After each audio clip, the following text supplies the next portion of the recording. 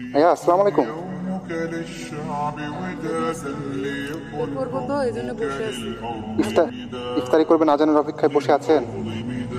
কি দিয়ে ইফতারি করবেন? যে ওটা ভাই কি এগুলা?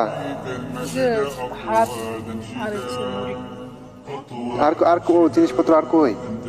নাই ভাই, আর কিছু হ্যাঁ, এই ছিল। এই ছিল বলতে বুঝলাম না, মানে আপনি শুধু মুড়ি আর হচ্ছে, এটা কিসের ভাত? এ আল্লাহ, এটা কিসের ভাত ভাই? এটা ওই যে জাউর ভাত। হ্যাঁ, জাউ আর কি, গরুকে যে দেয়, মিজান ভাই দেখেন, একটু দেখেন, গরুকে যে দেয় সেই ভাত। দেখেন।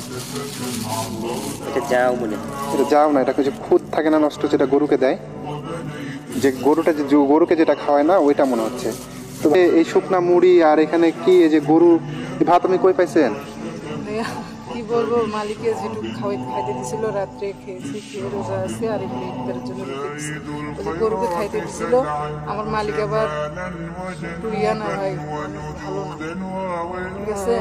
এখন কি করবো ভাই, বুঝতেছি না ভাই।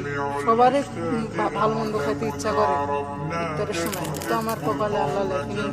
কি করবো আরে ভাইয়া দুঃখ করবেন না, আপনি কান্না। কি করবো ভাই।